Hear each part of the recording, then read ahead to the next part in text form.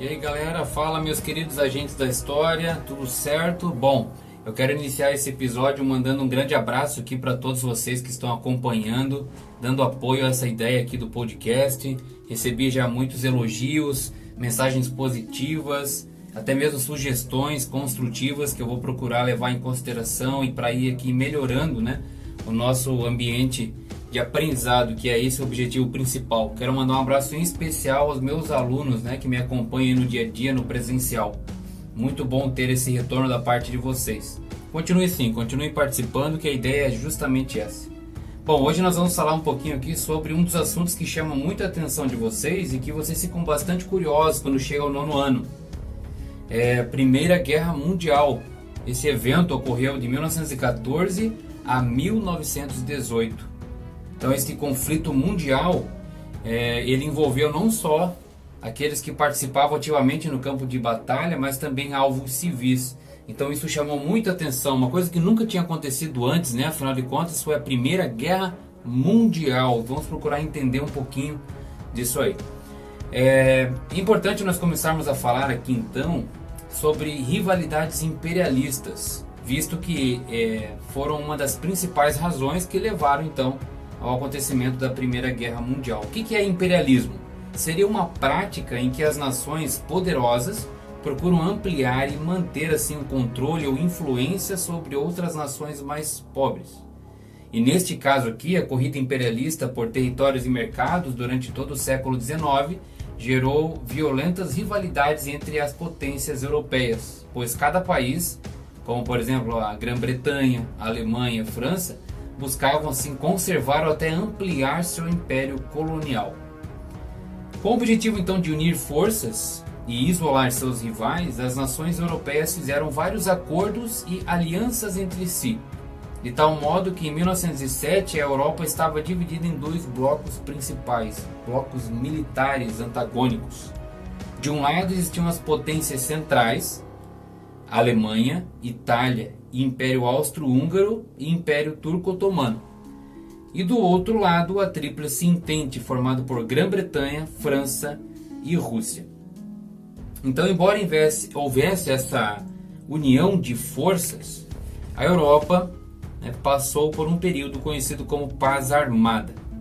Desde a vitória dos alemães contra os franceses em 1871 até o início da guerra em 1914, a Europa então conheceu um período de paz, que ficou conhecido como Paz Armada. Como assim? As potências europeias elas se lançaram numa corrida armamentista desenfreada. Essa corrida armamentista o que é? Um processo pelo qual os países investem considerável parte de seus recursos na área militar, objetivando assim a preparação para a guerra e intimidação das nações rivais. A maioria das nações então europeias adotou serviço militar obrigatório, passou a fabricar armamento e munição em quantidades cada vez maiores. Os civis também se dividiram, as opiniões aqui divergiam. Havia principalmente os pacifistas, que alertavam para o sofrimento que a guerra traria, e os belicistas, defendiam a ideia de que a guerra era inevitável.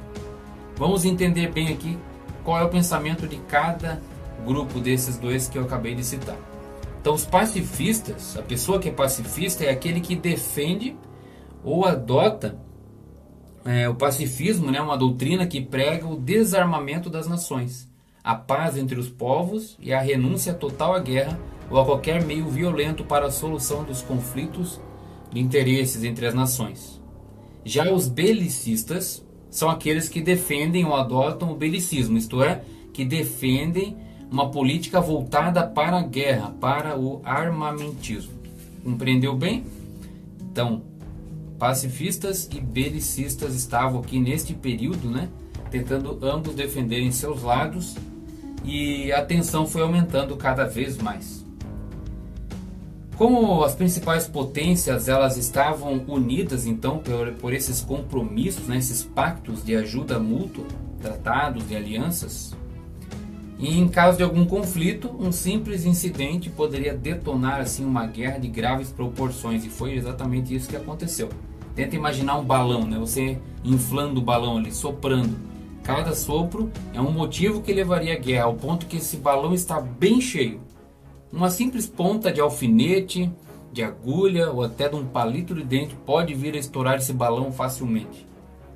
E o mundo estava assim, cheio de problemas, cheio de angústias, cheio de rivalidades.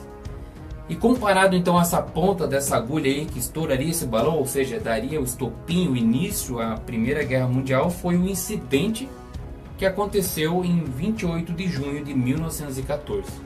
Um estudante patriota sérvio chamado Gavrilo Princip matou a tiros de revólver o arquiduque Francisco Ferdinando, que era herdeiro do trono austro-húngaro, e foi imediatamente preso. Então o Império Austro-Húngaro responsabilizou o governo da Sérvia pelo atentado e um mês depois declarou guerra à Sérvia.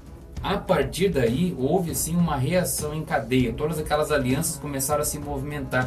Em apenas 7 dias as principais potências tinham se engajado na guerra. Tinha início assim então a Grande Guerra, como era chamada, e mais tarde veio a ser chamada de Primeira Guerra Mundial para diferenciar, né, da guerra que veio depois, ainda Segunda Guerra Mundial. Bom, para saber como foi a guerra, suas fases, o dia a dia nas trincheiras dessa batalha, o uso de novas tecnologias, vamos aguardar aí a parte 2 desse episódio que vai falar sobre a Primeira Guerra Mundial. Então aguardo vocês, até o próximo episódio, um grande abraço e até lá.